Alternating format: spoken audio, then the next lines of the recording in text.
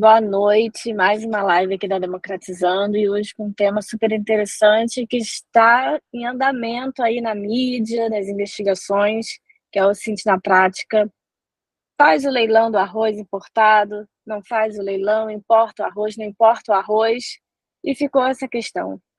Aí entrou a investigação, a empresa não existe, a empresa nunca lidou com alimentos, então estamos aqui com 3 convidados super especiais que são experts no assunto para falarem melhor, então vou passar para o João a palavra, para o Yuri Camilo, para o Adriel Santana, que vão comandar aqui o espaço de vocês. Obrigada pelo tempo.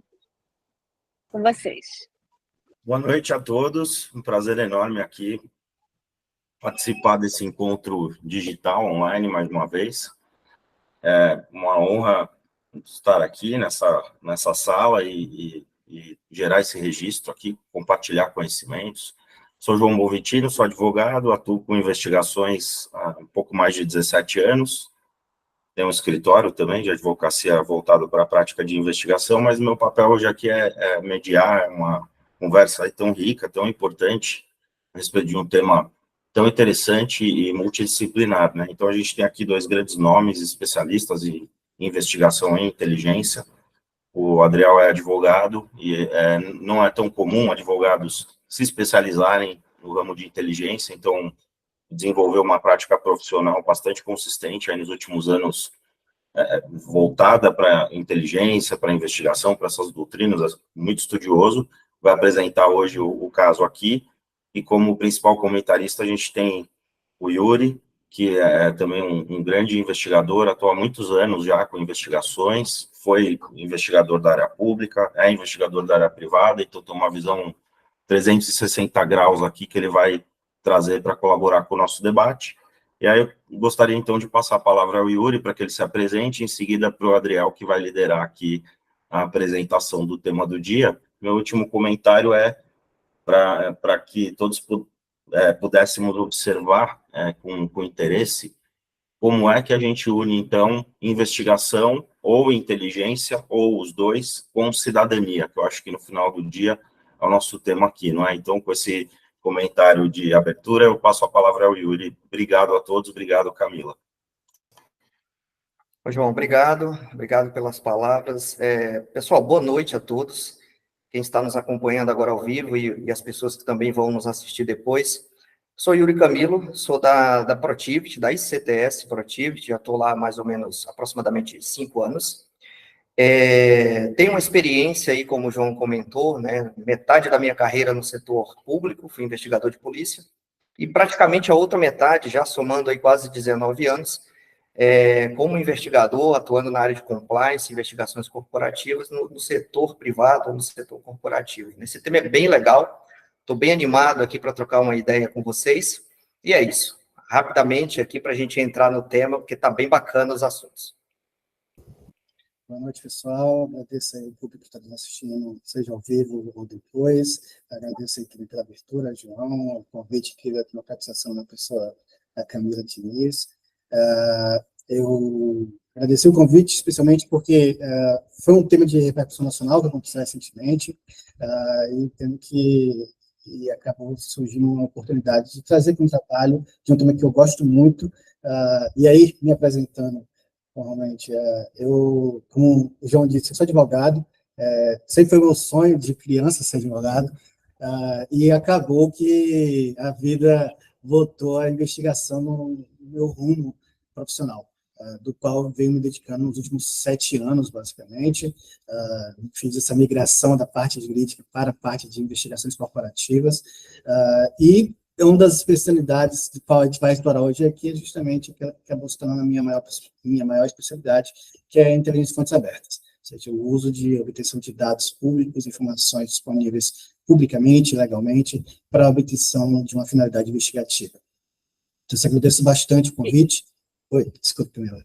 E deixar claro, né, pessoal, que não é uma live com viés político, mas com viés totalmente investigativo, né, do Yuri, do Adriel, do João, de um fato que ocorreu. Exatamente. E Então, assim, eu acho que a gente pode até começar, então, né, João, falando diretamente sobre o caso. Vamos começar, Adriel, e aí, só para complementar, emendar aqui, porque, de fato, isso é importante, né? Eu também sou professor, dou aulas, assim, o Adriel é muito estudioso, o Yuri também dão aulas e cursos. A nossa ideia é usar como estudo de caso, muito mais do que qualquer outra coisa. Todos os dados utilizados na live são públicos, qualquer um pode obter por meios lícitos legais, é um mero estudo de caso, sem objetivo qualquer outro que não pesquisar, estudar e poder tratar do tema de uma forma objetiva, concreta, e mostrar, de certa forma, o poder, mas também as limitações, vantagens e desvantagens dessas doutrinas, métodos e técnicas, né? Então, com esse comentário, só para reforçar, porque é importante mesmo, Camila, muito obrigado, passo a palavra ao Adriel para fazer, então, a apresentação desse estudo de caso e a gente começar a debater o tema. Perfeito, pessoal. Vou compartilhar rapidamente a apresentação, apenas para facilitar a visualização do caso, né, da situação que veio à tona nas últimas 2 semanas. Quem não esteve conectado nas notícias do Brasil nas últimas semanas pode ter perdido o anúncio do governo federal de fazer um leilão com foco em importação de arroz, em face das situações que ocorreram lá no Rio Grande do Sul, os alagamentos, e houve uma preocupação do governo federal de ocorrer um eventual desabastecimento de arroz. Para isso, a Conab, que é uma empresa pública, ela abriu um leilão para que ocorresse essa aquisição desse arroz importado. O que foi o grande ponto de partida, além da discussão prática, se havia necessidade ou não de rever essa importação, o fato é que quando houve o resultado dos vencedores do leilão, que foram essas 4 empresas que vocês estão vendo aí na tela, chamou de imediata atenção não só da imprensa, mas das pessoas que eventualmente acompanham o mercado, o setor, e também o público em geral, o tipo de PJ, de pessoa jurídica, que ganhou essa licitação. O fato que talvez mais chamou a atenção é de que das 4 empresas vencedoras, 3 não têm especialidade nem tamanho para a importação de arroz. Ou seja, não atuam nem no setor. Temos aqui, por exemplo, uma empresa que atua com aluguel de maquinário. Tem uma empresa que é de sorveteria, outra que é um mercadinho em um estado no norte do país, que a princípio indicava ser uma pequena empresa. Então, assim, isso chama muita atenção. E o fato é que talvez seja o que mais me chama a atenção e que serve de pontapé para a existência dessa live, é que essas evidências, elas foram todas começaram a ser analisadas e todas as informações começaram a ser obtidas das empresas através de inteligência em fontes abertas, ou seja, através de dados dessas companhias que são passíveis de ser levantadas por qualquer pessoa, bastando saber onde procurar online, ou seja, em que lugares existem, em que dados, em que sites é possível obter essas informações sobre que tipo de pessoa jurídica é essa, qual o capital social dela, qual o tamanho dela, se ela tem um histórico de atuação no mercado, naquele setor, naquele segmento. Então, isso causou um grande rebuliço e foi bem explorado pela imprensa nas últimas semanas, essa situação toda do tipo de vencedores, e, além disso, outro ponto que também acabou vindo à tona, em parte pelo bom trabalho da imprensa nesse caso, foi as conexões políticas de do então secretário de Política Agrícola do Ministério da Agricultura, o Nery Geller, e descobriu-se, conforme foi divulgado pela imprensa, que ele tinha conexões com pessoas que estavam ligadas à abertura não só da parte do setor público, ou seja, as pessoas envolvidas com a abertura do próprio leilão em si, como, por exemplo, o Tiago José dos Santos, que é o diretor de operações de abastecimento da Conab, e que está no cargo por ter sido indicado politicamente pelo Nery Geller, que, além de até pouco tempo ter sido secretário de Política Agrícola, era um deputado federal, e ele participou, ele foi indicado politicamente pelo Nery Geller, e era justamente essa diretoria que foi responsável por organizar o leilão. O fato de que a esposa do Nery Geller, ela é assessora da presidência da Conab, e isso já chamou a atenção, no caso, e aí entra muito com aquilo que eu falei inicialmente sobre existir ou não a necessidade desse leilão existir, né, se precisava que esse leilão viesse realmente a ocorrer, mas também chamou a atenção o fato de que ele tinha conexão com as pessoas ligadas da parte que venceu o leilão. E aí entra o nome do empresário, advogado e ex-secretário parlamentar Robson França.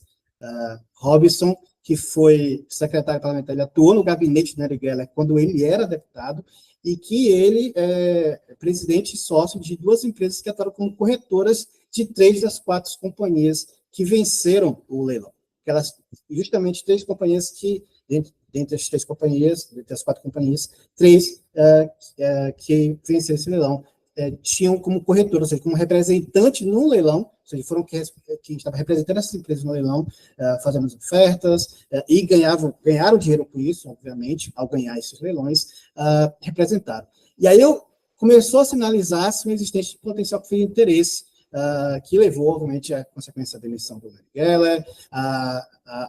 Recentemente, essa semana, foi anunciado a abertura de um inquérito pela Polícia Federal para apurar essa situação, e também está no Congresso Nacional a tentativa de abrir uma CPI para investigar o caso.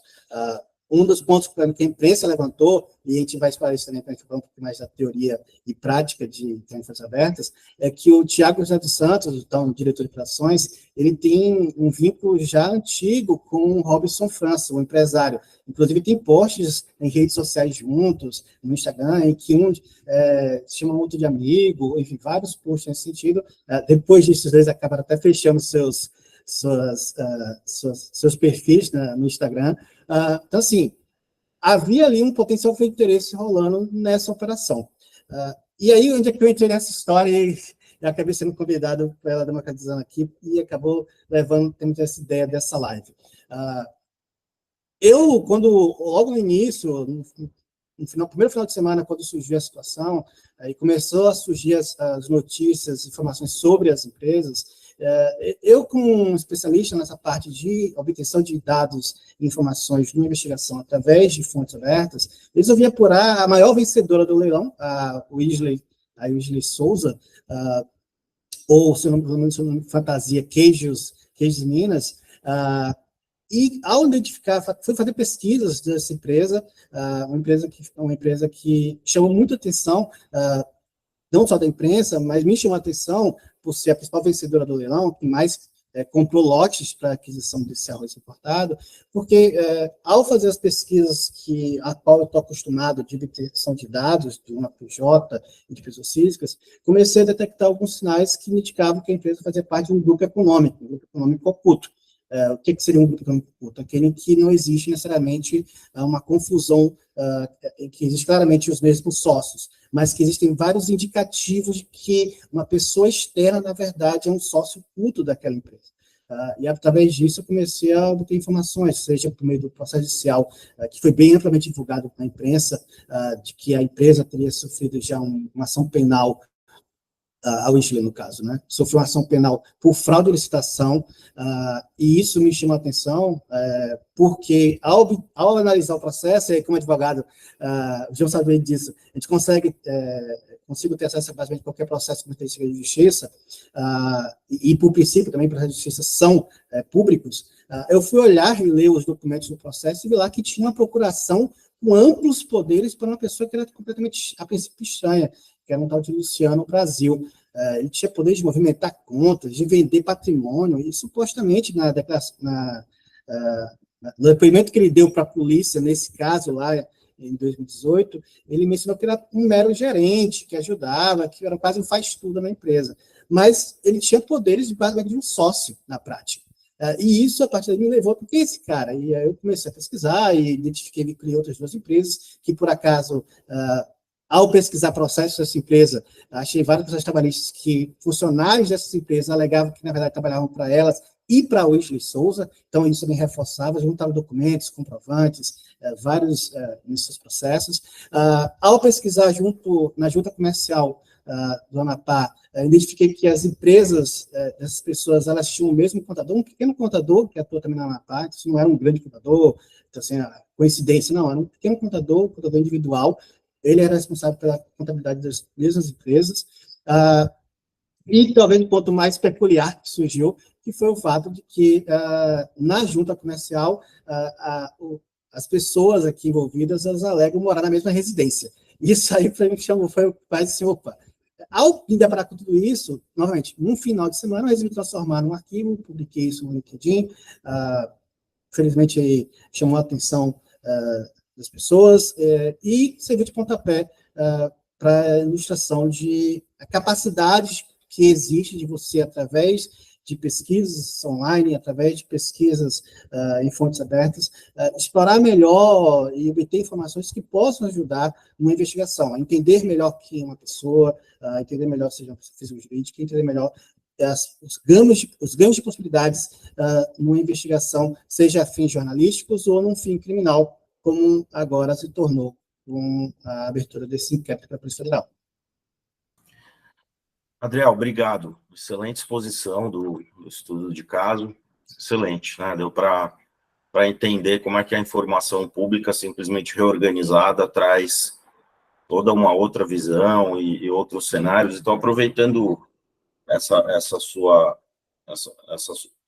breve conclusão e pontapé inicial, queria provocar o Yuri aí, e em seguida você na sequência. Então, uma pergunta que eu dirijo aqui ao Yuri, em seguida peço também seu comentário, Adriel, já emendando, que é o seguinte: quando alguém, qualquer um, para qualquer fim, com um legítimo interesse, claro, baseado em meios lícitos, moralmente aceitos, conforme a legislação exige, usa dados e fontes abertas num tipo de análise similar a essa ou parecida com essa, isso é investigação ou é inteligência, ou os dois, e por quê? E aí eu convido o Yuri para começar a debater esse assunto e peço depois para o Adriel comentar.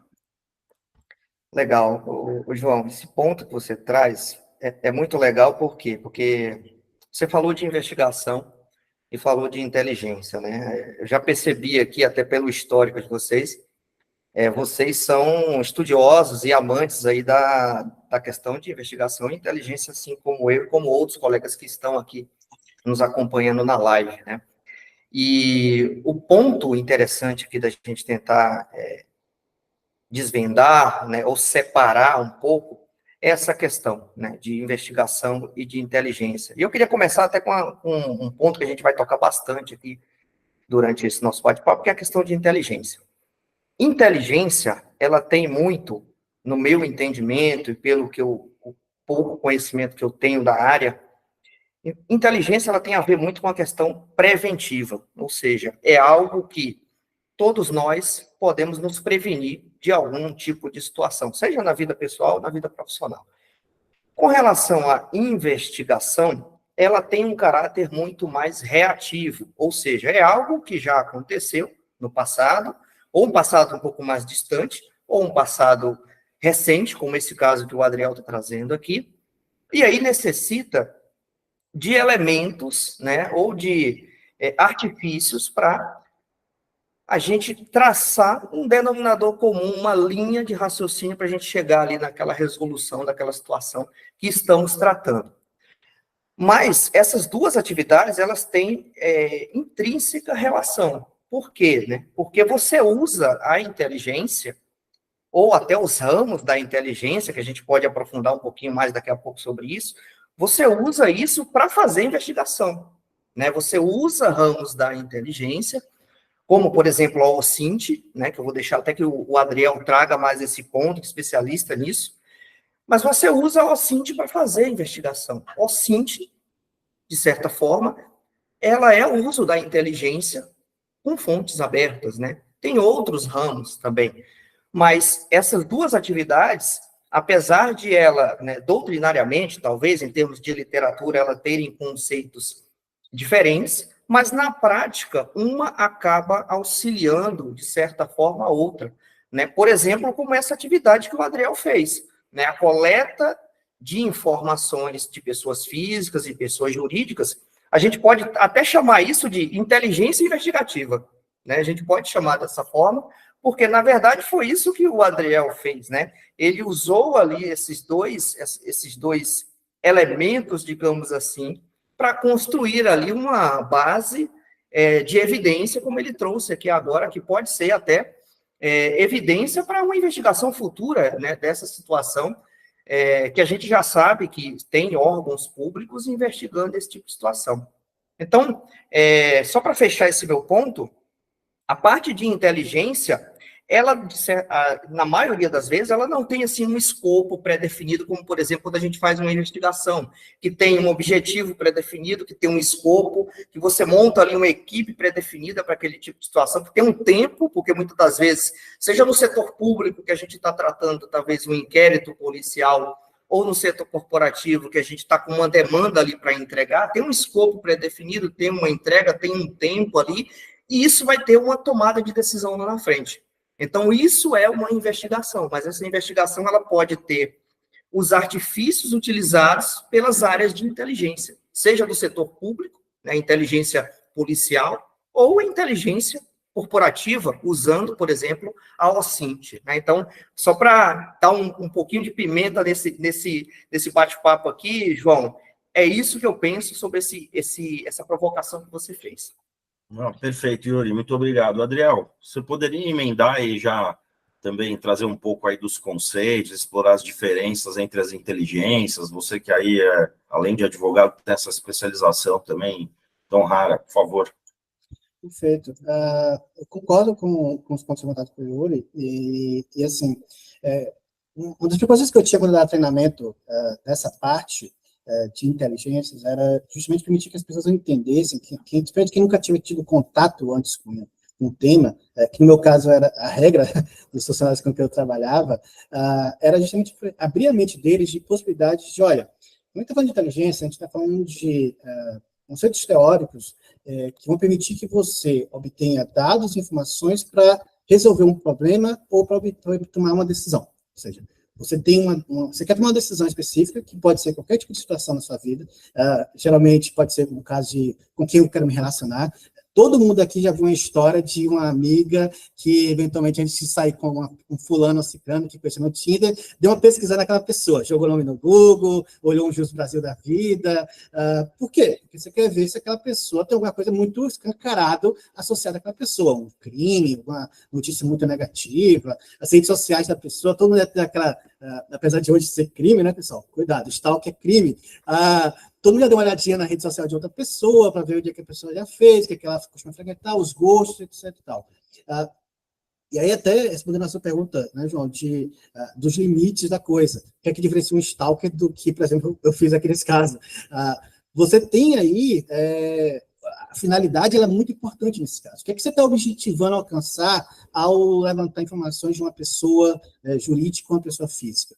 Nesse caso aqui, existe uma suspeição de cidadania. Tem dinheiro público envolvido, você tem empresas, a princípio, suspeitas, que vale a pena entender mais sobre essas companhias. Porque é de interesse público saber para onde o dinheiro público está indo. É do nosso interesse, como cidadãos, saber para onde o dinheiro público está indo. E se há sinais, indícios fortes de, eventualmente, de um esquema que direcionou para a pessoa se beneficiar daquilo, óbvio que é do nosso interesse entender mais isso. É por isso que o jornalismo tem um papel muito importante na democracia também, nesse aspecto. Jornalistas investigativos cumprem muito bem esse papel, de olhar para algo que está ligado ao seu público e, opa, deixa eu apurar essa informação aqui. Então, assim, mas voltando à questão mesmo das inteligências em si. Eu falei até muito aqui da inteligência de fontes abertas, o CINT, mas que é um tipo de inteligência que existe na teoria, né? Vários livros sobre isso, vários assuntos sobre isso, mas existem outros. O Yuri mesmo, a especialidade dele, dentro do que a gente fala do campo de inteligência, seria inteligência humana, ou seja, a especialidade dele é obter dados e informações para um problema específico que ele quer apurar, seja um fato concreto ou uma informação que ele quer obter, através de uma fonte humana. E aí, para isso, ou seja, através desse conceito teórico, ele vai adotar um modelo de investigação, que pode ser, por exemplo, através de uma entrevista. O Yuri vai lá e faz uma entrevista com aquela pessoa para poder extrair daquela pessoa as informações que ele quer, os dados que ele quer sobre aquele fato que ele está apurando, sobre aquele objeto específico que ele está apurando. Ou ele pode, como, por exemplo, um jornalista pode fazer, ligar para uma empresa suspeita e passando por um interessado para tentar arrancar ali uma conversa por telefone, gravada, ou com aquelas câmeras escondidas, obter uma informação de alguém que indique uma ligação daquela pessoa com um terceiro que é de interesse na apuração. Então, tudo isso são técnicas em que a fonte da informação, a fonte do dado é um ser humano. Isso é o MINT. Mas você também tem, por exemplo, uma outra técnica de inteligência, que é GeoINT, inteligência geográfica, e que você vai usar imagens. Aqui, quem viu já filmes de espião, sabe muito bem o que é isso. Filme de guerra, espião, você abre um mapa, abre um GPSzão, onde é que está a base, e como é que chega naquela base, naquele lugar, e que maneira a gente pode chegar, quanto tempo leva até lá. Isso, ou seja, obter dados e informações através de um estudo geográfico, de clima, de região, topográfica e tudo mais, é uma técnica, é um tipo de inteligência chamada GeoInt. E tem várias outras, a gente tem Singint, tem Simbint, o pessoal de Cyber, que eventualmente esteja aqui nos assistindo, sabe muito bem disso, obter informações através de IP, de e-mail, de informações que são disponíveis em um site, num domínio, quem é o dono daquele domínio, esse IP está vinculado a que lugar específico, direcionado a que região específica, ou a que computador, ou que aparelho. Então, assim, existem técnicas, e essas técnicas, elas permitem que você, na prática investigativa, possa adotar aquela que melhor se aproxima. E aí, João, o que justifica muito é isso. Qual é a sua finalidade aqui? O que você quer obter? O que você quer descobrir?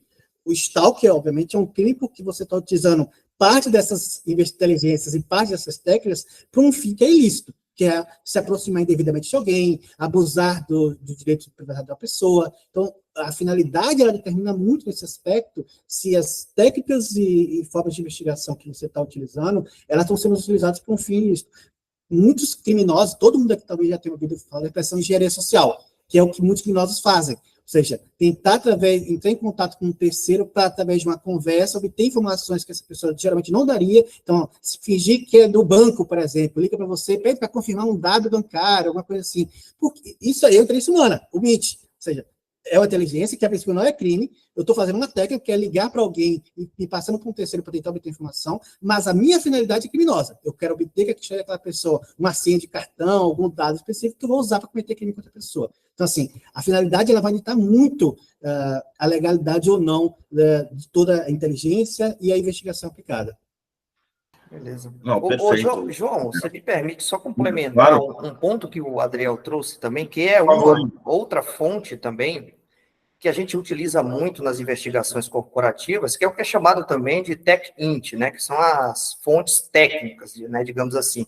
E a gente poderia atrelar essas fontes técnicas, por exemplo, a uma complementação de informações de fontes abertas. Por exemplo, se você começa uma investigação utilizando fontes abertas, né, o pessoal chama de due diligence no mercado, background check, você pode também utilizar fontes técnicas. Que fontes técnicas são essas? São fontes que requerem uma certa perícia até, né? Eu poderia até fazer uma analogia aqui com a questão de e-discovery, né? Tem empresas do setor corporativo e até do setor público, né? Polícia Civil, Polícia Federal, usa muito ferramentas nesse sentido para extração, né, de dados, de informações, né? Você pode extrair informações de celulares, né, de e-mails, né, de notebooks e por aí vai. Então, o e-discovery, né, como é muito chamado no mercado, ele pode ser também uma fonte técnica de informação, né? É uma inteligência que vai ajudar a gente durante investigações, seja uma investigação pública ou uma investigação corporativa. Só queria fazer esse adendo, João. Não, excelente, Yuri. Conversa que bem, né, Yuri? Eu mesmo, eu tive a oportunidade de trabalhar tanto com análise de e-mails, análise de HDs, entrevistas como o Yuri, e também fazendo o seguinte, então, assim, muitas vezes você está analisando um e-mail, um HD de uma pessoa, um alvo de investigação, e aparece um e-mail, aparece uma menção a uma empresa estranha. Quem é essa pessoa? Quem é essa empresa? De quem é esse e-mail? Você tem técnicas, você tem fontes que você pode explorar essas investigações. Você pode explorar quem é esse indivíduo aqui que apareceu nesse e-mail, nesse documento, ou alguém está fazendo auditoria, por exemplo. Está fazendo auditoria, aparece pagamentos estranhos para uma empresa que não está claro por que aquela empresa está sendo paga, por qual motivo, que serviço é aquele. Você consegue, através de GeoInt, aprofundar sua investigação. Então, assim, você vê que a investigação, de fato, ela é uma caixa de ferramentas geral em que você vai ter que olhar, de acordo com o caso concreto, o que é que você pode utilizar. Então, qual tipo de inteligência pode ser aplicável inicialmente, ou para complementar, ou para reforçar uma evidência, enfim. Perfeito, Adriel. Perfeito. E aí, aproveitando, então, a experiência de vocês, pensando um pouco também nesse uso geral, a gente sabe que também todo o pessoal que estuda e trabalha com segurança da informação, tecnologia da informação, cybersecurity, usa muito a Cint também para análise de ameaças, para proteger as organizações. que vocês dois destacariam, e aí eu vou inverter agora, pedir para o Adriel começar e depois o Yuri emendar, em termos, assim, de riscos que a gente tem, além desses que você já falou, mas também cuidados, né, e assim, se não tomarmos cuidado com certos comportamentos, ao lidar com esse tipo de trabalho, podem emergir riscos, e aí certos protocolos, ou pelo menos direções de prevenção e mitigação desses riscos, com o olhar da experiência prática de vocês aí no dia a dia disso, um pouco para compartilhar essa experiência de vocês nesse sentido de gestão do risco e do cuidado ao lidar com esse tipo de trabalho. Perfeito. Olha, dá para fazer uma live só sobre essa pergunta, porque há muita coisa que tem que se tomar cuidado quando você vai iniciar uma investigação. E eu vou tentar aqui sumarizar alguns pontos, e depois, Yuri, por favor, complemente depois, se eu acabar esquecendo alguma. Um dos pontos que talvez seja, para mim, sempre crítico, eu muito em passar isso em treinamentos que eu dava, é que o investigador ele tem que, primeiro, saber que essas possibilidades existem. Eu acho que é fundamental saber que existe uma lista de possibilidades de inteligência investigativa à sua disposição. Talvez uma das coisas que particularmente me irritava muito era conhecer, eventualmente, um profissional que atuava no nosso ramo, que não tinha visão de que era possível investigar algo através de uma outra forma, algo que ele está acostumado. Ele está tão acostumado a investigar algo de uma maneira específica que ele sequer saber que é possível descobrir isso por uma outra maneira, através de uma outra técnica, através de um outro tipo de inteligência. Então, assim, ter uma visão ampla de gama de possibilidades, de gama de técnicas é principal. Segundo, a nível de risco mesmo. E aí eu falo, esse é um risco que eu já estou discutindo de cara, porque isso pode prejudicar seriamente a investigação.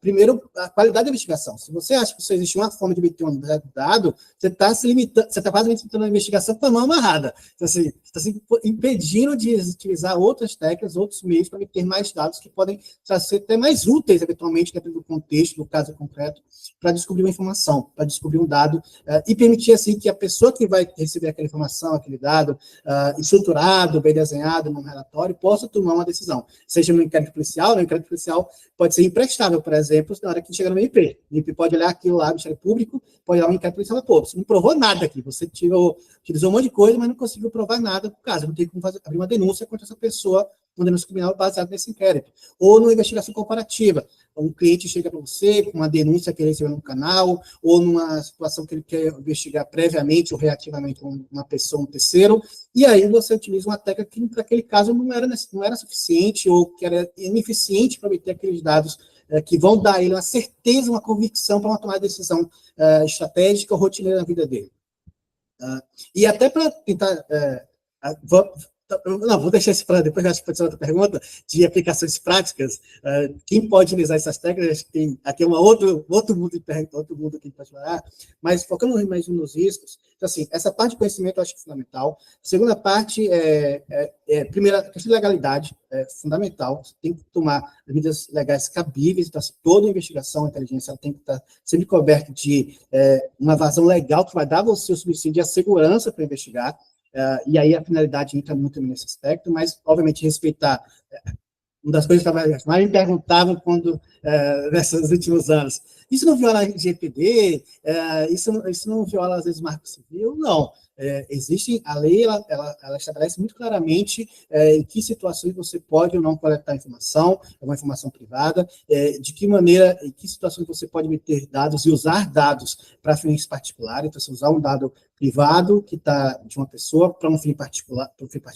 A lei estabelece claramente quais são as situações que tem nisso. Assim, olhar o arcabouço legal é muito importante, e aí vale tanto para uma investigação privada como para uma investigação pública. O João, que é advogado, sabe muito bem, né? A teoria do fruto envenenado. Então, assim, você não pode utilizar uma informação que é uma informação X que veio que foi obtida ilegalmente, especialmente no processo criminal. Então, assim, utilizando novamente, fazer uma conexão com a resposta anterior. Se uma pessoa, por exemplo, vaza informação de dentro de uma empresa, Informação, mesmo que seja informação com fins criminosos. Pô, achei que estou vazando e-mails criminosos de fulano e ciclano, combinando pagamento de esquema para propina. Vazei essa informação. Seja um denunciante ou um informante, vazou essa informação. O Snowden, o famoso Snowden, vazou informações da inteligência americana. Ele cometeu um crime, claramente. E, no Brasil, nenhuma daquelas coisas que ele fez de vazar poderia ser utilizado para processar ninguém. Porque a origem daquelas informações foi através de um crime que ele cometeu. Ele vazou informações que eram consideradas sigilosas. Então, assim, ele cometeu um crime. E essas informações vazadas são imprestáveis para você tomar medidas. Então, não adianta numa investigação você descobrir X ou Y, porque você não vai conseguir tomar nenhuma medida legal, ou até mesmo ter vazão corporativa para tomar uma decisão se você obteve aquela informação de maneira ilegal.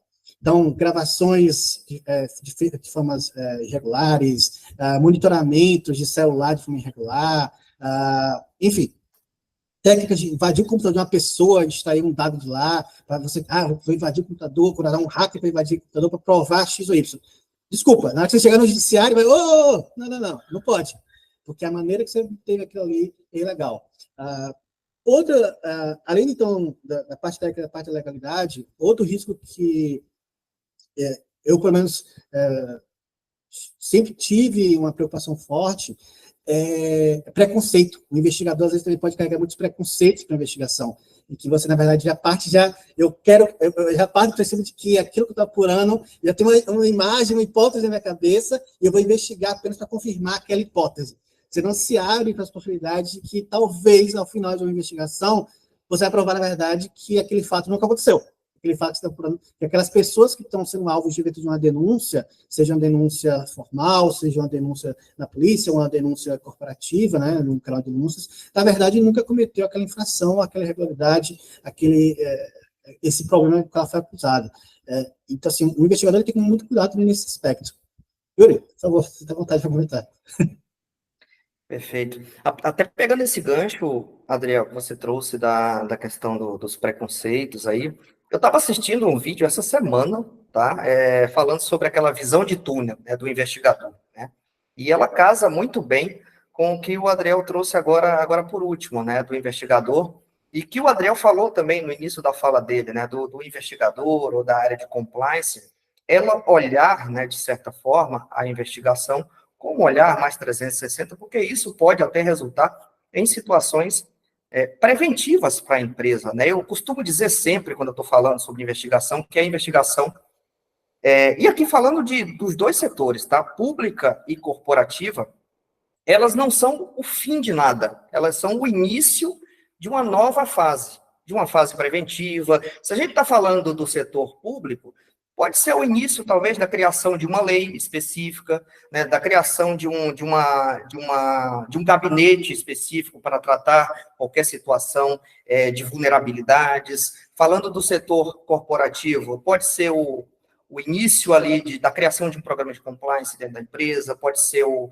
reforço de um controle interno dentro da empresa, a atualização de uma política. Então, eu sempre gosto de olhar as investigações corporativas. Vocês devem conhecer bem aquele ciclo PDCA, né, que vai girando ali sempre, né, e a gente vai se retroalimentando. Então, eu gosto de utilizar as investigações e falar sobre investigações muito nesse contexto, porque a investigação não é só finalizar um inquérito policial, eventualmente, lá o processo, a ação penal, e também não é só entregar o projeto para um cliente nosso, se a gente for um consultor, no caso, ou finalizar um processo investigativo dentro de uma empresa para quem trabalha dentro de empresa. Então, olhem sempre as investigações como uma oportunidade de melhoria, né?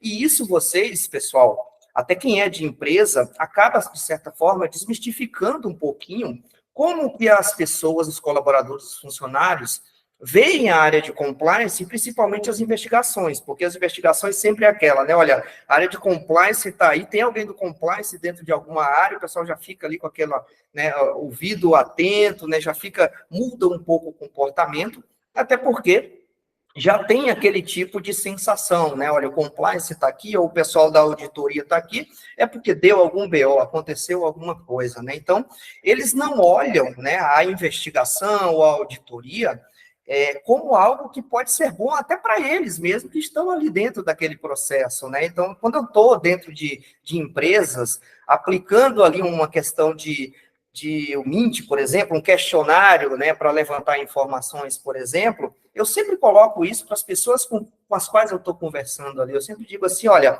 encarem isso daqui como uma oportunidade que a empresa está dando para vocês, para que vocês também colaborem com o processo, né? E não que a empresa leve de bate-pronto para vocês o que é que vocês devem fazer. Eu sempre digo para eles assim, olha, aqui é o momento de vocês colocarem o dedo na ferida, dizer onde é que o calo aperta, porque é só assim que a gente evolui, né? Tanto como pessoa, como profissional também. Onde é que estão os pontos de atenção das áreas de vocês? Onde é que estão as oportunidades? Então, encarem a minha presença aqui como um consultor externo, como alguém que está aqui para ajudar que a área de vocês fique cada vez melhor e que vocês se sintam bem trabalhando aqui dentro da empresa. Sintam-se melhores ainda, né? Porque, bem, com certeza, eles já estão, mas que fiquem cada vez melhores. Então, a gente indo com esse discurso, pessoal, e aí é uma dica até que eu dou para investigadores, né? No sentido de que um discurso um pouco diferente, você pode trazer a pessoa para você e você sai daquela investigação de uma forma bem sucedida. Mas se você for com aquela visão muito fechada, aquele olhar somente ali para aquela caixinha, para aquela investigação que você está fazendo, você pode até passar despercebido por vários pontos que estão ali na tua frente e você não vai enxergar, vai ter aquela visão de túnel, né? Para fechar e trazendo aquela questão do risco que o João colocou no início da pergunta dele, a própria doutrina brasileira de inteligência, que foi publicada até recentemente, uma nova versão, no final de 2023, ela traz uma questão lá da ética, né? Que vocês já falaram aqui. Ou seja, a inteligência se faz com ética, né? Ou seja, o comportamento investigativo e de inteligência, né, é com ética profissional. Eu sempre falo isso também. Não faz sentido você fazer uma investigação sem ética, né, ou cometendo um assédio durante a sua investigação, ou desrespeitando um colaborador durante a sua investigação, ou trazendo o ponto que o Adriel colocou, não utilizar processos e procedimentos adequados, por exemplo, não ter uma cadeia de custódia, eventualmente, em uma investigação que você está fazendo. Eu tive recentemente participando de uma audiência, como testemunha de um caso que nós tratamos aqui. A juíza, que era do Paraná, ela me perguntou, Yuri, vocês, na investigação, tem cadeia de custódia, né? Ela me pediu que eu explicasse o procedimento. Então, assim, vocês que fazem investigações no dia a dia, se atentem a isso, porque se a investigação de vocês for para o judiciário, vocês podem ser questionados sobre isso. Olha, como que foi a investigação, como que foi definido o escopo, qual era o objetivo, teve cadeia de custódia, eventualmente uma ata notarial, como que foi desenhado todo esse processo de investigação. Ela me perguntou até como que foi a entrevista, porque eu estava lá como uma testemunha, justamente porque eu fui a pessoa que conduziu a entrevista final com a pessoa que foi desligada ali com justa causa. E aí ela me perguntou quais métodos eu utilizei, como que foi a entrevista. Claro que eu fiz uma explicação lá para ela, mas para vocês terem uma ideia de que qualquer desdobramento negativo ou de risco ou de perigo de uma investigação eventualmente mal conduzida, ela pode ter resquícios ali no judiciário que, eventualmente, o compliance officer ou o responsável pela investigação, ele vai ter que se explicar lá de alguma forma, se eventualmente, por exemplo, aquela pessoa que foi desligada, ela se sentiu injustiçada, se sentiu assediada durante a investigação. Então, são cuidados bem interessantes. E para arredondar aqui a minha fala, eu sempre gosto de utilizar, pegando o gancho do risco que o João trouxe, falei recentemente de investigações e cuidados, né, de investigações mal conduzidas, e eu sempre trago 5 pilares para investigações que podem ser bem-sucedidas lá no final. Informação, pessoas, tecnologia, processos e gestão, tá? Claro que a minha ideia não é falar delas aqui, senão vai tomar muito tempo. Mas se a gente tiver cuidado com a informação que a gente está coletando, que a gente está recebendo, pessoas qualificadas para conduzir aquela investigação, usar tecnologia da forma adequada, né, utilizando aqui o que o Adriel falou, né, utilizar as fontes corretas e ter uma cadeia de custódia ali excelente, processos adequados, ou seja, eu faço investigação corporativa, mas eu não tenho uma política de investigação corporativa, então você pode ser questionado sobre isso. E também a gestão, como é que você está gerindo ali o seu canal de denúncia ou a investigação específica que você está conduzindo. Então, sempre gosto de atrelar as boas investigações, as investigações adequadas e também as talvez inapropriadas ou mal conduzidas a esses 5 pilares, porque se a gente desviar um pouquinho de qualquer um deles, a gente pode ter o que eu costumo dizer também, que é o dano em potencial, que a sua investigação vai ter lá na frente, tá? Basicamente isso, pessoal. Não. Excelente, excelente, turma. Adriel, eu queria emendar com uma pergunta que para alguns pode ser polêmica, mas para outros não. E você, por ser um advogado que trabalha com inteligência, diversos tipos de inteligência, principalmente as em fontes abertas, pode trazer uma visão ampla disso, e depois ia pedir para o Yuri emendar, complementando com a visão também da investigação policial e da investigação antifraude na área privada ou de desvio de éticas. Mas primeiro provocar o Adriel para me dizer o seguinte: Adriel, qualquer um pode usar o OSINT? Quem usa o OSINT? É correto advogar o OSINT? Não é? Jornalista investigativo, tudo bem, a gente sabe que eles usam bastante, mas quem mais pode usar? Eu comentei que a turma de cyber e de tech usa muito, e talvez eles sejam até nossos mestres aí em muitos usos de ferramentas.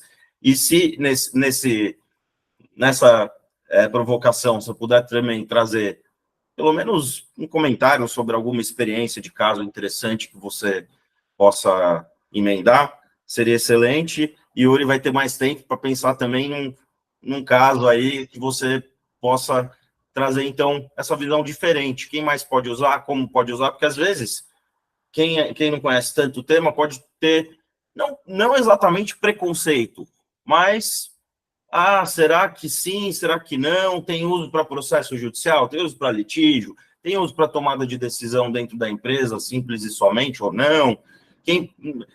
Seria errado usar num outro contexto profissional que não de gestão de controles internos? Serve para auditoria externa independente ou não serve? Então, explorar um pouco o universo do uso prático versus quem vocês têm visto, com a experiência de vocês aí, bastante relevante, que tem praticado isso. Aí, Adriel, se você quiser ainda comentar alguma coisa da última parte, fica à vontade também, claro. Perfeito. Não, a pergunta maravilhosa, era justamente isso que veio à mente quando a minha última resposta, essa questão de quem pode utilizar. Eu queria só comentar uma informação, enquanto o Yuri está mencionando, respondendo a pergunta, que me lembrou muito a minha própria experiência. A migração que eu fiz da advocacia para o mundo da inteligência corporativa foi, em grande parte, porque eu estava sentindo uma falta de fechamento. Como advogado, eu sentia que estava enxugando o gelo com algumas questões. Eu comecei a tomar gosto por investigar como advogado, e até respondendo já a pergunta aqui, então, como advogado, eu comecei já a utilizar algumas técnicas de investigação, sem ter antes conhecimento, fazendo umas pesquisinhas ali, claro, e acredito que poderia ter informação, um dado que poderia usar no processo judicial em defesa do meu cliente. Então, foi assim que comecei a me aventurar nesse mundo da investigação. E o ponto que o Yuri trouxe é que eu sentia que, às vezes, havia essa desconexão mesmo entre essas várias partes. Isso tiver muito no setor público, mas também ocorre também no setor privado.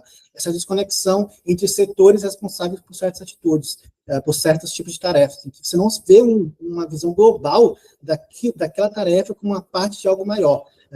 Então, por exemplo, e aí o ponto que o Yuri levantou, acho que talvez seja um dos maiores dicas que deve qualquer um que atua, seja no sentido preventivo, fazendo um background check, uma due diligence, seja no sentido reativo, é que você sempre parte pressupor que aquilo que você está trabalhando, ele tem que ser auditável, tem que ter todo um cuidado, porque isso pode ser judicializado. A gente já pegou vários casos, inclusive há lei sobre isso no Brasil.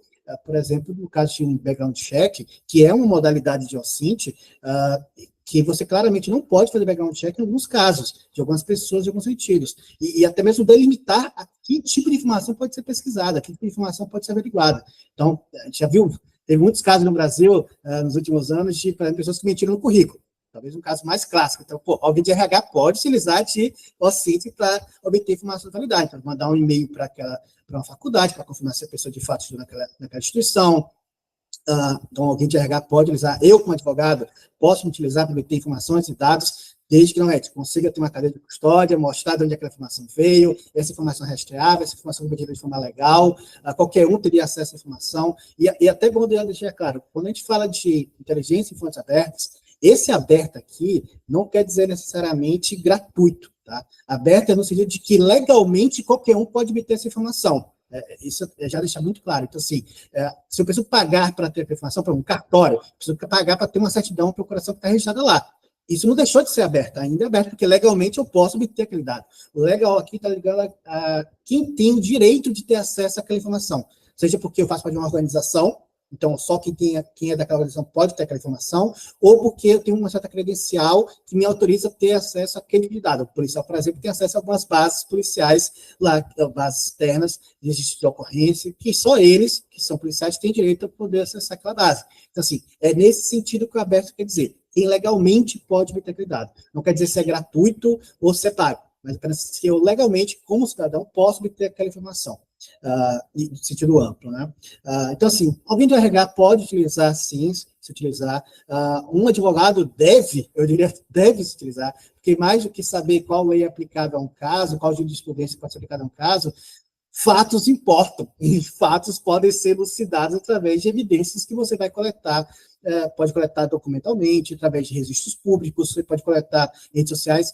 Muito tem se falado recentemente sobre advogados, por exemplo, que têm utilizado redes sociais mesmo para provar que, essa pessoa aqui disse que não conhecia fulano e aqui tem rede social dela postando foto num churrasco com aquele indivíduo que ele disse que não conhecia. Ou viajou junto com o ciclano, postou foto na Maldivas juntos. Então, como é que a pessoa disse que não se conhecia no presencial, que nunca viu aquela pessoa antes? Então, assim, tem se utilizado muito também essas técnicas de inteligência de fontes abertas para fins judiciais. E, claro, realmente, tudo isso tem que ser cadeia de custódia. Uma coisa até que eu tenho percebido muito, que a justiça tem não só validado essa informação, mas se preocupado muito com essa parte da cadeia de custódia. Então, assim, não adianta você juntar um print e colar no processo judicial. Não é assim, essa não é a melhor técnica possível. Você tem formas hoje e tecnologias disponíveis em que você pode garantir que aquela imagem, aquele registro está sendo obtido de forma correta, que é de forma auditável, ou seja, você não está alterando aquela imagem, porque um print é uma foto. Qualquer um pode, todo mundo aqui viu o termo Photoshop, então qualquer um pode editar, alterar aquela imagem. Então você precisa provar que aquela imagem é o que aquele registro é o que que ninguém modificou, alterou aquilo. Então você precisa ser depois averiguado, constatado de que isso é isso, de que aquilo que está sendo mostrado ali é aquilo mesmo. Então, um advogado, alguém de RH, policiais podem utilizar também, então o setor público pode e deve utilizar.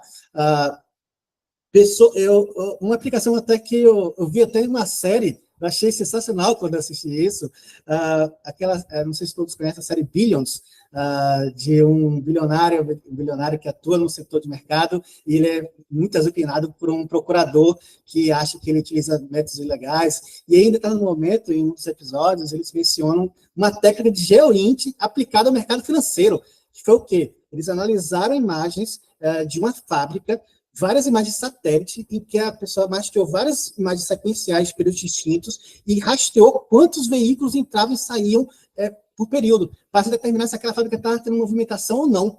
E aí entender se existia ali alguma operação ocorrendo ou não daquela maneira. Então, assim, uma informação também que é dita também nessa série é que muitas no mercado financeiro têm utilizado, por exemplo, para saber se o Walmart vai ter uma receita boa ou não no trimestre, pegar fotos de satélite dos estacionamentos do Walmart. Porque se eles estiverem lotados naquele período, é porque eles venderam muito. Se tiverem poucos carros estacionados, venderam pouco. Então, assim, a aplicação de inteligência em fontes abertas, que no caso é mandada de GeoInt, com uma finalidade do mercado financeiro. Opa, se vale a pena vender ou não comprar ações daquela empresa, naquele setor. Então, assim, as aplicações são inúmeras, e aí volto para aquela pergunta inicial. O importa é a finalidade. A finalidade é legal, você está visando obter essa informação, coletar esse dado para uma finalidade que é que a lei prevê que é possível se aplicar, você está coletando informação de maneira que não está violando nenhum direito, que não está passando por nenhum, não está cometendo nenhuma ilegalidade para ter aquele dado. Assim, a finalidade e o meio tem que ser legais, tem que ser autorizados, permitidos. Então, eu não posso invadir nenhum sistema, não posso hackear ninguém para obter informação que, por mais justificado que a finalidade seja,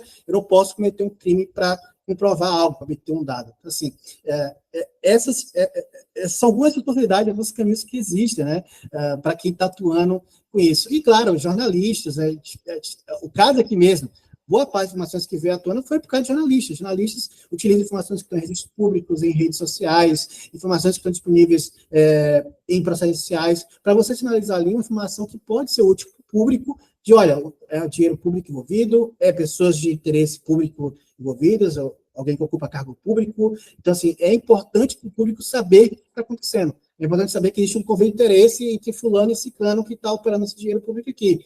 É importante entender que existe aqui, que as pessoas que atuaram nesse leilão, elas não têm a qualificação necessária para entregarem o que elas estão adquirindo. Então, uma das empresas lá, por exemplo, que foi o que tinha apurado, uma das empresas lá se comprometeu a importar milhões de toneladas de arroz, sendo que no registro da Receita Federal ela só podia importar até $50 mil. Então, como é que ela vai fazer isso? Ela não tem condições técnicas de fazer isso legalmente. Ela vai ter que terceirizar isso. Mas para quem? Quem é que vai estar levando alguma coisa por trás? Então, tudo isso é de interesse. A finalidade, os meios têm que ser legais, a finalidade tem que ser legal, e jornalista só vai ser o caso mais claro. Enfim, eu não pensei em nada de imediato aqui de um caso, mas se o Yuri responder, eu vou focar aqui num caso que eu acho que pode ilustrar também bem aplicações práticas. Bacana, Adriel. E falando um pouco, né, de como que eu tive contato com isso, até trazendo a minha experiência profissional ao longo dos anos, né, em 2004, né, já se vão aí quase 2 décadas, eu tive contato com o OSINT, né, na época nem se chamava desse nome, né, hoje em dia o nome está bem mais chique, bem mais pomposo aí, a gente chamava na época, e com certeza vocês devem lembrar, vamos puxar a capivara desse sujeito aí, né, isso era a OSINT, né, que a gente tinha na época, né.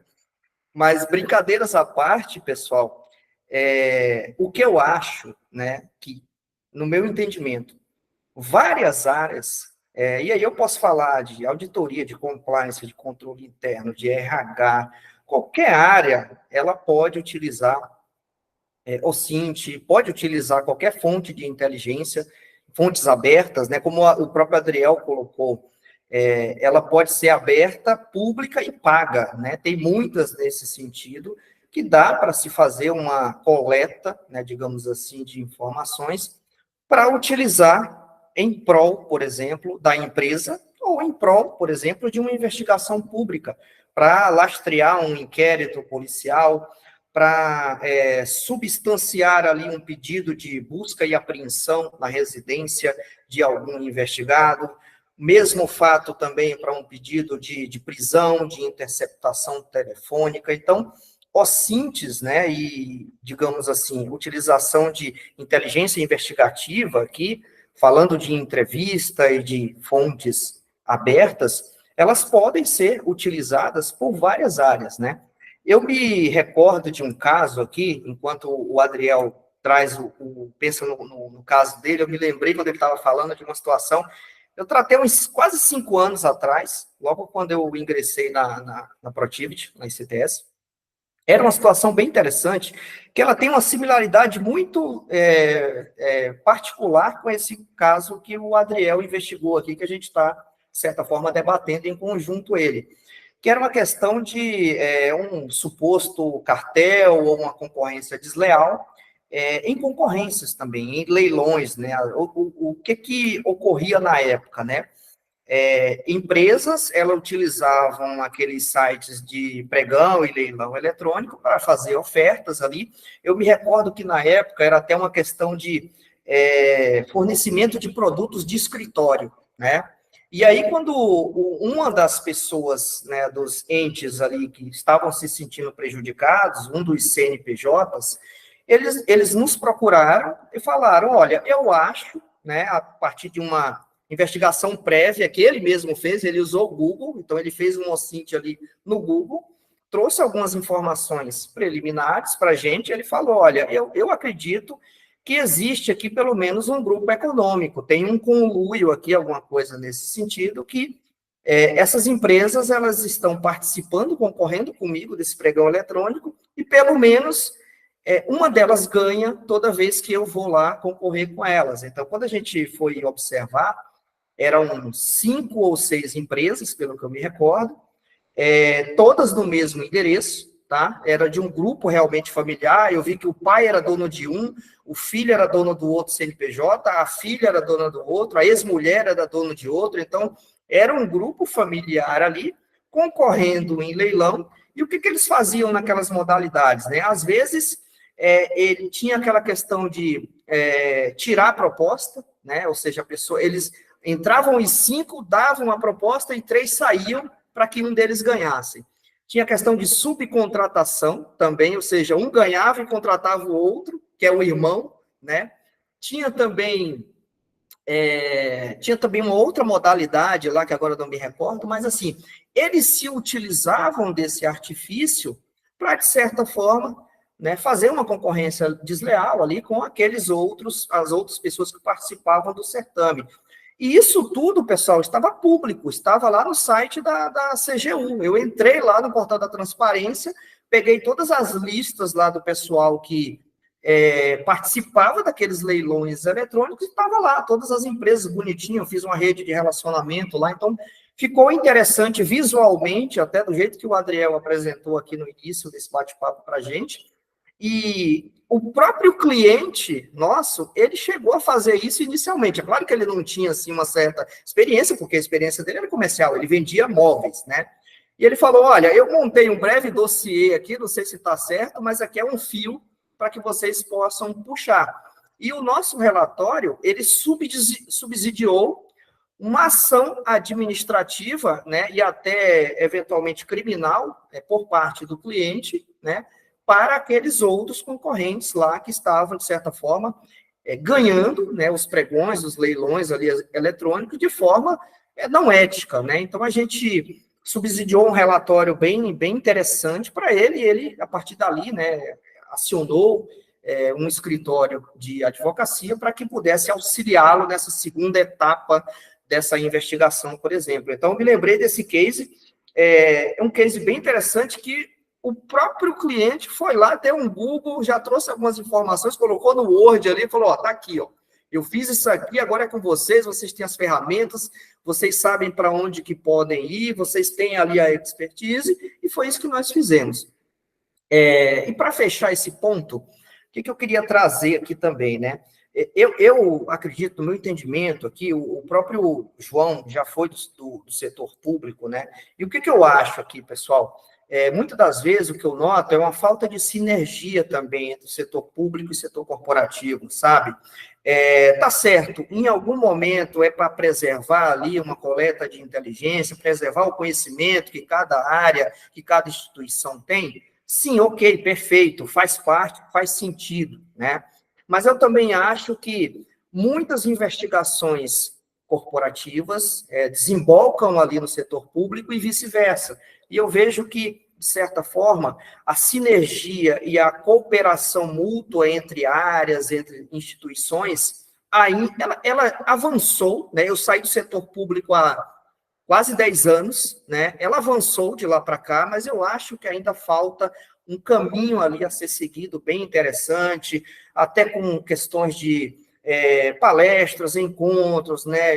Esse tipo de sinergia cria laços que podem ser bons para os dois lados, né? Tanto para o setor público criar políticas públicas, né, para que seja em prol da sociedade de forma geral, e também para que a própria instituição, a própria empresa ali, com questões de ESG, né, social, ambiental e de governança, ela possa também atuar ali na medida das competências dela, né? Então, é uma sugestão até que eu faço, que se tiver algum colega de instituição pública aí nos ouvindo também, nós aqui estamos dispostos a dialogar, a colaborar e fazer, né, esse bate-papo de inteligência, de contra-inteligência, crescer para as duas esferas, né? Eu acho isso bem importante, bem interessante, tá? Perfeito. Adriel, conseguiu memorizar o seu caso? Antes eu queria só comentar, lembrar que até bons anos atrás, a própria Agência Brasileira de Inteligência, ela lançou o Programa Nacional de Proteção ao Conhecimento. Era uma iniciativa que eu recordo que a agência abriu para empresas brasileiras e a área corporativa, justamente no espírito de que proteger conhecimento de organizações privadas de um país também é importante, também é relevante, também é proteger a economia, proteger a comunidade que a gente participa, convive. É bom recordar. Isso era uma coisa antiga, já dos anos 2000, e que também foi uma semente de tudo isso que vocês estão falando. Mas, Adriel, e o caso? Tem um caso para contar para a gente? Lembrei de vários aqui, enquanto eu ia mencionando. Inclusive, Yuri, essa questão que você mencionou do dossiê, que a pessoa chegou na polícia, eu lembrei de um caso muito engraçado de um colega que tinha sido roubado a bicicleta dele, e aí ele começou a levantar um monte de informações para tentar descobrir quem tinha roubado essa bicicleta. E ele conseguiu uma câmera de um vizinho que tinha, e depois ele coletou informação, foi procurar rede social para tentar ver se tinha alguém pela câmera parecida. Então, assim, e aí ele montou um dossiê, ele chegou na polícia, ele abriu o BO e juntou. Você falou assim, como é que você conseguiu isso tudo? Ele falou, investiguei. Eu vi aqui redes sociais, aí perguntando, fulano, olhando redes sociais, pesquisando o processo, tudo mais, consegui essa informação com essa pessoa. Acho que esse indivíduo aqui que roubou baseado em tudo que eu coletei. Mas, assim, eu lembrei de dois casos que, no período que eu ainda era advogado, e um caso, um dos últimos grandes projetos que eu atuei, quando eu estava na STS, a empresa do qual eu faz parte. O caso, quando eu ainda era advogado, que abriu oportunidade, foi de uma pessoa, e até para quem é advogado aqui, eu diria assim, talvez um dos grandes leques de possibilidades que um advogado deve fazer é, se você está vendo um processo que alguém está movendo contra você, contra o seu cliente, procure outros processos daquela pessoa que está te processando também. Então, assim, olhe o que aquela pessoa já alegou em outros processos. Há muita hoje análise de processos predatórios, né, que a pessoa entra com vários processos e que ela conta a mesma história, junta mesmos documentos. Então, assim, isso vale tanto para um advogado que está na defesa, como, obviamente, também para o setor público que está recebendo aquele processo, a vara, o tribunal que está recebendo aquele processo. Um caso específico foi de uma pessoa que estava processando o nosso cliente, que era uma empresa de energia elétrica, e ela alegava que alguém abriu uma conta de energia elétrica no nome dela, na empresa, e ela nunca residiu naquele lugar, naquele endereço. Um ano, uma conta aberta no nome dela, num lugar que ela disse que nunca morou.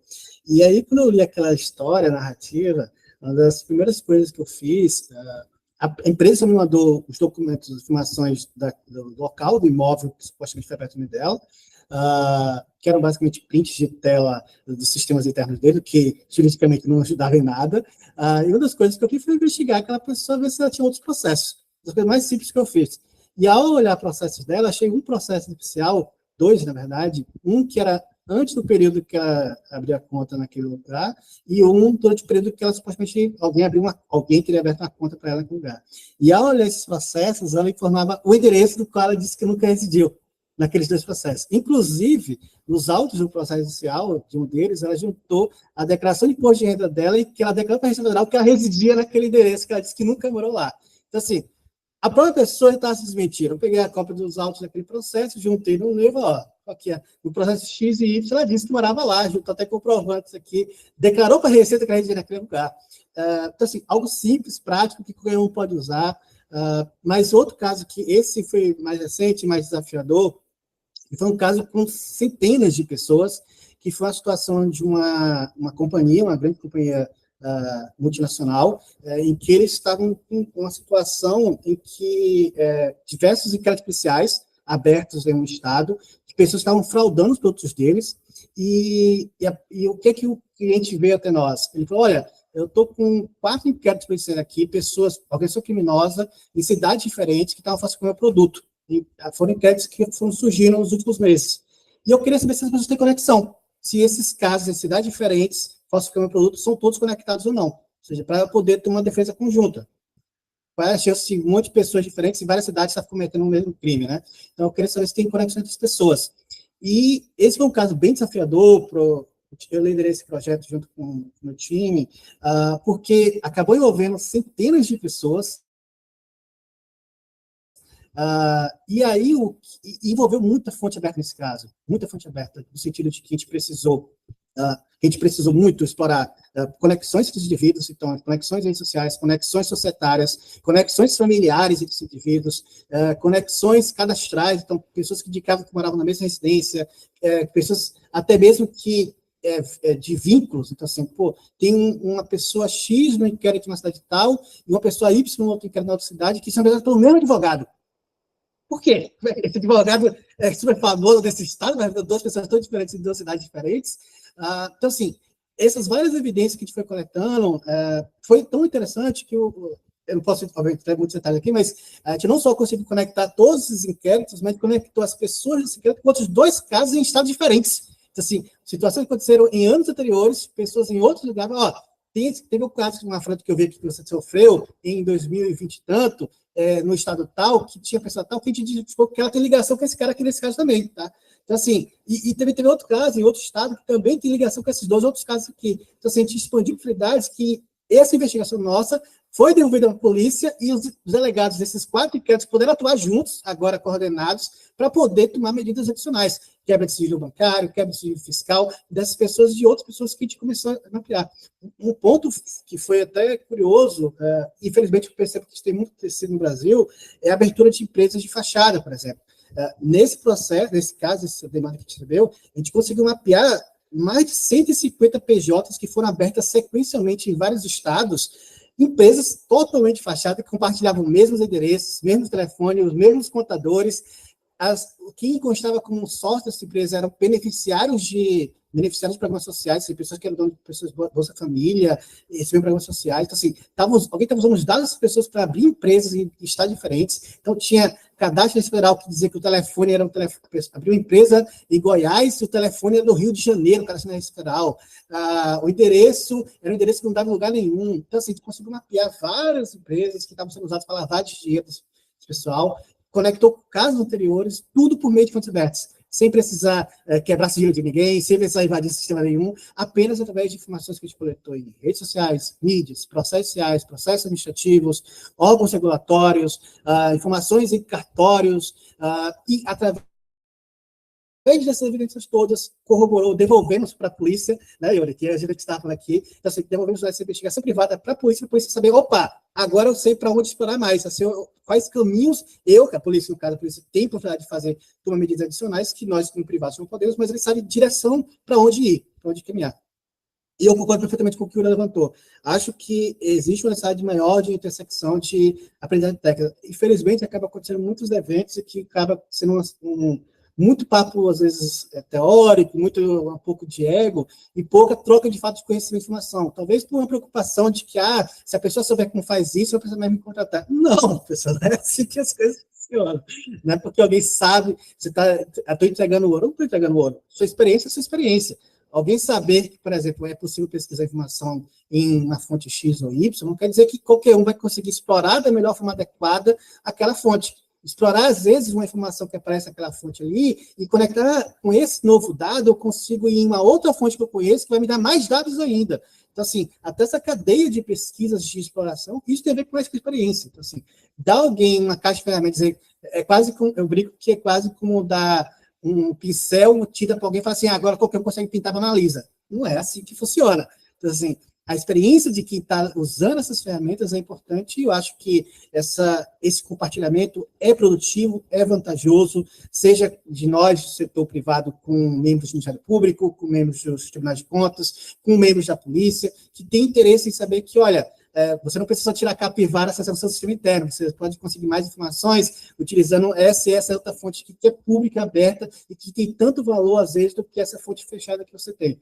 Isso vale tanto para o setor público, vale para nós aqui do setor privado, de não ter essa visão de túnel, de achar que, se não dá para fazer essa investigação pela técnica que eu conheço, então não tem outro jeito. Não, Às vezes é possível fazer uma mega investigação super complexa, envolvendo múltiplas pessoas e obter dados super válidos que vão ser utilizados, podem ser utilizados judicialmente, através de outras maneiras, de outras técnicas que estão disponíveis, qualquer um. Basta saber utilizar. Ótimo, Adriel. E aí, puxando o nosso último bloco, a gente tem acompanhado todos nós, né, como profissionais de todo o mercado, pegando o gancho, até aproveitando, Adriel, né, da sua última exposição, a gente tem acompanhado uma evolução, um momento de evolução, assim, assustadora em novas ferramentas de inteligência artificial em todos os ramos, e não é diferente no campo de investigação, inteligência. Então, aí pergunto ao Yuri para puxar o último bloco, e depois, Adriel, para você concluir com comentários. Primeiro, assim, qual a visão de vocês a respeito disso? Né? Até porque é uma polêmica, né? Assim, por exemplo, nesse nosso momento atual, a inteligência artificial já substitui o investigador? É importante ainda ter o investigador? Por que é importante? Acabou a profissão dos investigadores, dos policiais? Acabou a fraude? A tecnologia já vai poder sozinha detectar tudo? Então, eu queria um pouco provocá-los a compartilhar, primeiro, que ferramentas vocês estão vendo, que chamaram a atenção, ou pelo menos, não precisa citar nomes, mas os tipos de tecnologias que vocês estão vislumbrando, o status atual disso, e a pergunta que não quer calar em nenhum dos mercados e serve a todos, né? O avanço da inteligência artificial no universo de investigação e em fontes abertas, ou até mesmo as investigações internas, ele representa o fim do investigador ou o começo de uma nova geração de investigadores? Yuri, primeiro você, por favor. Ok, essa pergunta é bem interessante, né, e curiosa, né? Há pouco tempo atrás, eu até brinquei, falei, olha, no dia que o ChatGPT e a inteligência artificial começarem a entrevistar as pessoas, eu vou perder meu emprego, né? Eu falei assim. Mas é uma evolução bem interessante, tá? Eu sou uma pessoa, falando de maneira bem particular aqui, eu sou uma pessoa que gosta primeiro de ver para crer, né? Ou seja, como que está funcionando antes de trazer um panorama aqui sobre se vai funcionar ou se não vai funcionar. Mas claro que, assim como todos nós, eu sou um grande defensor da tecnologia, né? E a tecnologia, ela ajuda muito, né, nós investigadores, né? Imagina a gente estar fazendo, investigando todas essas situações que nós trouxemos aqui, se a gente fizesse como o pessoal lá na década de 70 e 80 fazia, né? Como que seria a dificuldade que a gente teria durante as investigações, né? Então, a tecnologia ajudou muito, né? Ajudou bastante. Durante a pandemia, eu achei super interessante que quando a gente fazendo reuniões internas aqui, a gente falou, cara, vamos ter que continuar as investigações, e principalmente as entrevistas, de forma remota, de forma online, né? E eu sou uma pessoa, depois vocês podem até compartilhar a opinião de vocês sobre isso, mas eu sou uma pessoa muito do tete-a-tete, né? Eu gosto de sentir ali aquele calor do momento, né? Aquela questão ali de estar frente a frente com as pessoas, né? E durante a pandemia não foi assim. A gente passou 1 ano e meio ali, praticamente, investigando. Muitas das ações a gente já fazia de forma remota, aí a mudança não foi tão drástica, né? Mas falando em termos de entrevista, a gente passou a entrevistar todo mundo de forma remota, né? Via Teams, via Zoom, às vezes fazia ligação telefônica, e ia se adaptando, né, ao cenário que a gente estava inserido ali naquele momento, né? Na época, eu não fui um defensor de entrevistas remotas, né? Mas hoje confesso que já me acostumei, tá? E na maioria das vezes, dependendo do caso, eu até prefiro fazer remota do que presencial, atualmente, tá? Então, assim, uma mudança total de paradigma do que eu pensava há praticamente 3 anos atrás, né? O que eu penso aqui sobre a questão, né, da vanguarda da inteligência artificial, né, do uso de tecnologias, substituir, no meu entendimento, João, não vai substituir, tá? O que eu acho é que vai poder deixar os investigadores fazendo atividades mais estratégicas, ou seja, a inteligência artificial, né, ou qualquer automação de processos, digamos assim, ela pode fazer o grosso, né, fazer aquele feijão com arroz, e aí a fonte humana, né, a inteligência humana, ela vai filtrar aquilo, né, o que faz sentido, o que não faz sentido para a investigação, né, a minha linha de raciocínio é muito nessa questão, né, de que a inteligência artificial, o ChatGPT, né, qualquer automação de processo, ela chegou para colaborar, ou seja, para andar ali, né, de mão dada com os investigadores, mas substituir, acho muito difícil, tá, essa questão. Trazendo 2 exemplos aqui. Tem uns questionários que aqui, na Protipt, a gente atua, que chama de questionário SCAN, que é uma metodologia de análise científica de conteúdo. Atualmente, a gente está automatizando esse tipo de questionário, ou seja, para que a inteligência artificial ela passe a filtrar as informações antes da gente, para justamente a gente atuar de uma forma mais estratégica, talvez, nas apurações de assédio, de desvio de comportamento. E está em testes isso, né? Acredito que vai funcionar e vai colaborar com as investigações, por exemplo, de desvio de comportamento. Outro ponto que já vem bastante, que eu me lembrei agora aqui, que já vem de alguns anos, já até antes da pandemia, é a questão de testes de integridade, né? Atualmente existem ferramentas de inteligência artificial que as pessoas até, muitas das vezes, quando entram num processo seletivo ou quando estão passando ali empresas por fusões e aquisições, né, os sócios eventualmente passam por um teste de integridade ali, justamente para que a ferramenta analise em termos éticos, profissionais, né, a respeito da conduta daquela pessoa, sobre assédio, sobre conflito de interesse, sobre fraude, sobre corrupção, e a ferramenta traz ali já um retorno interessante que possibilita que as empresas tomem uma decisão até um pouco mais segura, se eventualmente estavam com algum tipo de dúvida, se vão realmente concretizar aquele M&A, aquela fusão e aquisição, aquela cisão de empresa, aquela compra de uma empresa, se vão contratar aquele gerente para aquela função específica, né? E no caso das ferramentas, eventualmente, de questionários eletrônicos, como eu falei aqui para vocês, possibilita que, por exemplo, eu não precise me deslocar lá para Manaus, sair de São Paulo para Manaus, faça esse deslocamento para aplicar um questionário presencial lá, sendo que uma ferramenta de inteligência artificial, ela pode ser disponibilizada ali para a empresa para coletar essas informações preliminares, sem precisar ir um consultor lá, por exemplo, fazer esse tipo de atividade. Então, em termos de custo-benefício, talvez fique até melhor para ambos os lados, né, para as consultorias e para as empresas, né, de certa forma. Então, é isso que eu penso, tá, João, Adriel, Camila, Ludmila, Milena, que estão todo mundo por aqui, fique à vontade também.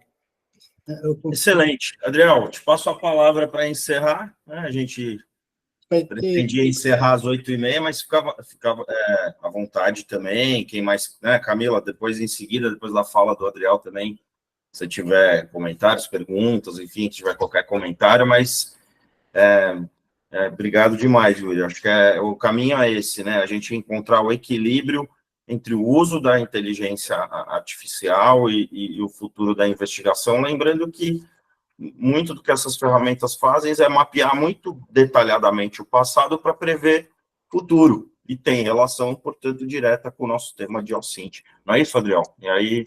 Adriel, tem uma dúvida para você aqui no chat. Eu vi. Eu vou responder a pergunta e eu acho que depois a gente pode, já que está pensando aqui, pode responder as perguntas do público no final. Sei, Camila? Manda bala.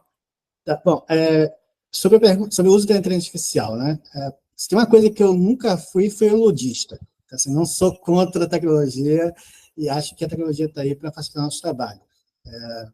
E uma das coisas que mais pode nos ajudar, e Stephanie vai nos ajudar, eu não vejo, nesse momento, uma substituição, pelo menos integral, de tornar desnecessária a existência de um ser humano, de fato, naquelas atividades que são rotineiras, atividades que são, eu diria até meio cara crachá. Então, tudo aquilo que possa ser automatizado, em que você basta apenas confirmar ou não fazer um check de informação, deve ser automatizado para liberar o ser humano para que aí se utilize a criatividade, para que utilize sua experiência, sua conexão. Porque uma máquina ela vai tratar um dado como um dado. O que cabe a nós é identificar que, opa, esse dado aqui é estranho por ser assim. Uma das coisas que eu até falava em treinamentos, até uma provocação que eu fazia para as pessoas que participam de treinamentos comigo, era, se você viu a informação lá de um CPF, fazendo o caso que o Yuri mencionou, né, uma situação que ele mencionou de aplicação prática, estou analisando um indivíduo, e eu vejo que o CPF dele está cancelado, por exemplo. Essa informação é positiva ou negativa? É informação ruim ou informação boa? Há algumas pessoas que fazem entrevista, informação ruim, pô, o CPF da pessoa está cancelado, CPF documento público e tudo mais. Isso quer dizer necessariamente isso? E se eu te disser agora que essa pessoa do CPF cancelado morreu, essa informação do CPF está cancelada é informação ruim ainda? Não, agora é informação normal. Estranho seria se o CPF estivesse ativo. Um morto com CPF ativo é estranho. Ou seja, o dado por si só, não dá para fazer juízo de valor só pelo dado, pelo status daquele dado. Então, assim, cabe ali uma aplicação de um conhecimento de, olha, isso aqui é normal dado essa situação. E, às vezes, a correlação de olhar para uma informação, um dado, e pensar, esse dado aqui se correlaciona, não é estranho pela circunstância que ele está, é estranho porque, no conjunto geral, isso não deveria acontecer, ou é estranho porque não é o que eu esperava aqui. Yuri, mesmo em entrevistas, deve saber muito bem, né? Alguém que nunca mentiu, disse que nunca mentiu, né, Yuri? Alguém que sempre fala muito patente, muito bonitinho, com uma história muito bonitinha, não quer dizer que a pessoa é necessariamente inocente, porque está tudo lindo e maravilhoso. Então, assim, essa parte da desconfiança, de nós entendermos o que é um ser humano, entendermos contexto e aplicação, ainda cabe a nós.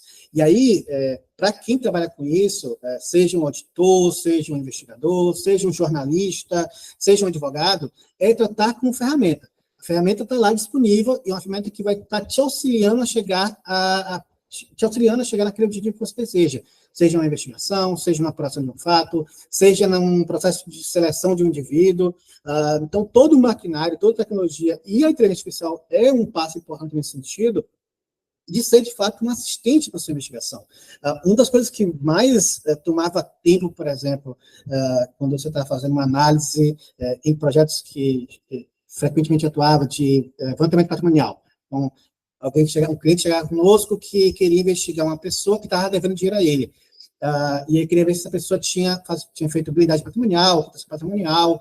Uma das coisas que mais tomava tempo era, por exemplo, a análise de uma matrícula, uma certidão.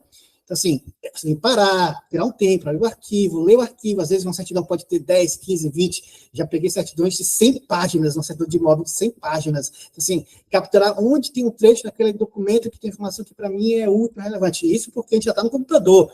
Imagina uns 20, 30 anos atrás, a pessoa tinha que pegar um monte de papel, imprimir, ler com calma, fazer talvez uma marcação de, opa, essa informação aqui na página X tem conectado com aquilo, sem ter um Ctrl-C, Ctrl-V às vezes. Então, assim, a tecnologia ela vai te ajudar, e hoje há ferramentas que automatizam. Então, assim, ele lê, você joga para uma IA, a IA lê o documento e te retorna quais. Você pode fazer perguntas para as IA generativas, né, que é a geração atual. Você pode fazer perguntas para ela e ela vai te retornar, dentro daquele arquivo, quais informações que você quer saber. Então, assim, me retorne quais são quem é o proprietário desse imóvel no período tal, período tal. Me informe quais são os valores que constam na negociação que foi informado nessa matrícula.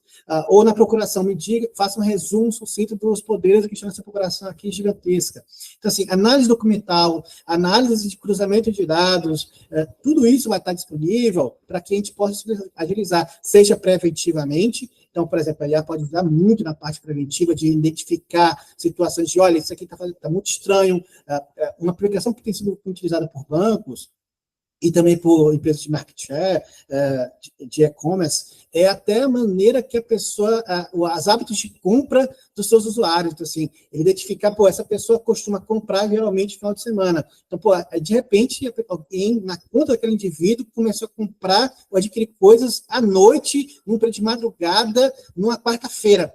O sistema pode automaticamente destoou do padrão daquele usuário, daquele indivíduo. Então, a máquina vai estar ali para agilizar para a gente situações de, tá estranho isso aqui merece. Ser humano, dá uma olhada nisso aqui, porque isso aqui foi suspeito. Vale a pena, talvez, tomar uma medida preventiva aqui de bloquear essa compra, essa aquisição, antes que ela siga adiante. Então, assim, a máquina vai estar ali com um suporte e permitir que nós ganhamos tempo. Eu acho que talvez seja o foco disso aqui. Tempo. Que até vai estar com uma das perguntas que a câmera já passa aqui, de uma das pessoas que estão nos assistindo.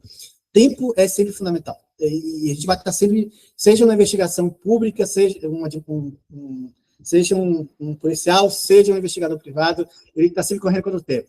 Tem uma coisa que a gente briga muito, né, Yuri? Geralmente o cliente quer urgência. Não, quero a coisa para ontem, o que é que você pode me entregar o mais rápido possível, nem que seja uma prévia, qual informação você consegue me entregar em 2 dias, em 1 dia, todas as vezes o cliente quer para ontem, certas coisas. E, claro, tempo ela vai estar sempre correlacionado à qualidade do nível de profundidade de análise. Então, se você tem que gastar para obter aquela informação que o cliente quer, ou para descobrir a verdade, no caso de um inquérito policial, por exemplo, sobre um fato, se você tem um tempo, o tempo tem que ser razoável porque você está sendo apurado. Então, assim, se você tem um inquérito, por exemplo, geralmente tem pode ser renovado por 30 dias, tem todas as técnicas lá, prazos legais para ser cumpridos e tudo mais, tem que justificar por que está alongando, então precisa mais tempo para investigar.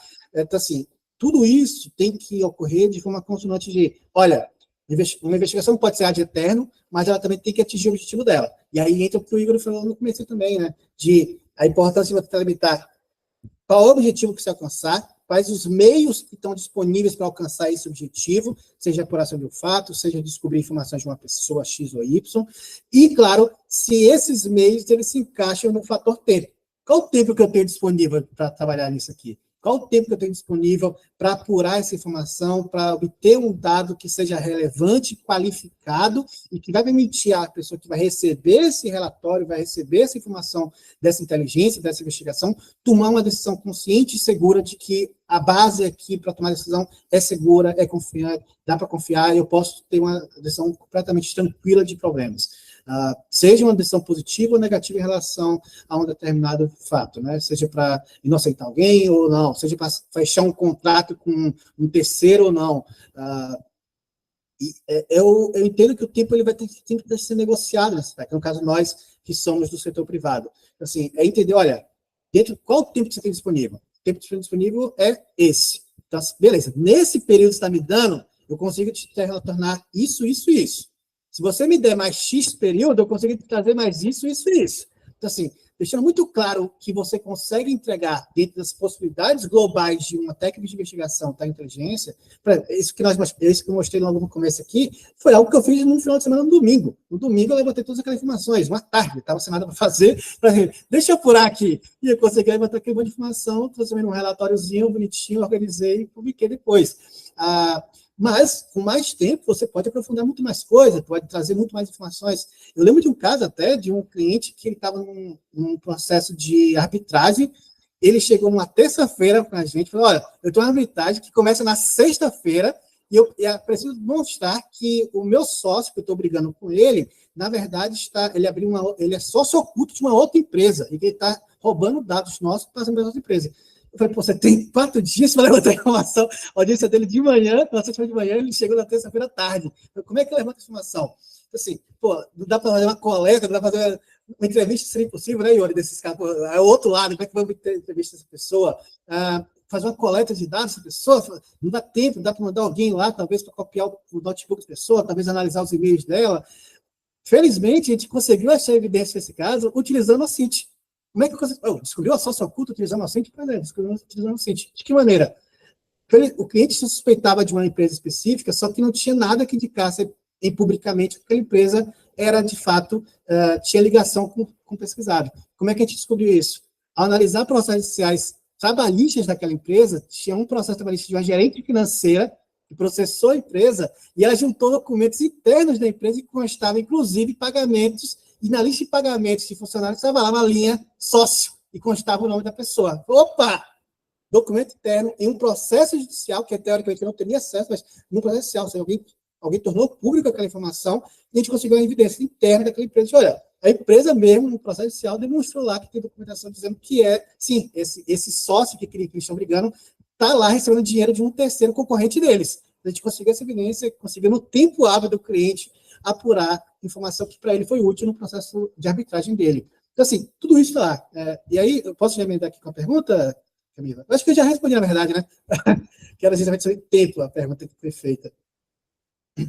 Não, excelente, Adriel. E aí, antes de passar a palavra para a Camila encerrar, queria agradecer, né, quem acompanhou, quem esteve presente, agradecer principalmente o Adriel e o Yuri aí por compartilhar conhecimento, experiência, ponto de vista e mostrar aí diversos usos, desafios, oportunidades, obstáculos e cuidados também, né, porque para a gente poder, como comunidade de conhecimento, de produção de conhecimento, de democratização de conhecimento, ter tido a oportunidade, então, de aprofundar um pouco, começar a tratar desse tema que cada vez mais é tão relevante, né? Então, Camila, eu te passo a palavra e agradeço aí de coração o Yuri, o Adriel e a todos. Muito obrigado. A gente passaria a noite inteira aqui ouvindo as histórias de vocês, mas é muito importante esse tema que vocês trouxeram, porque de mostrar realmente que todo mundo tem acesso a uma infinidade de fontes de informação. O portal da transparência está aí, qualquer um pode acessar, que tem uma infinidade de dados, até para questionarmos, formarmos opiniões. Lógico que o Adriel falou, não vai ser igual de um especialista, mas tira nossas dúvidas e pergunta aí depois para o Adriel, para o Yuri, para o João no LinkedIn. Queria agradecer em nome da Democratizando o tempo de vocês, João, Yuri, Adriel, pelo conteúdo excelente. Muito obrigada. E aos membros da Democratizando, a Ludmila e a Milena, que estão aqui. Obrigada, boa noite. Boa noite, pessoal. Obrigado, pessoal. Um abraço. Tchau, tchau. Um abraço. Tchau. Boa noite.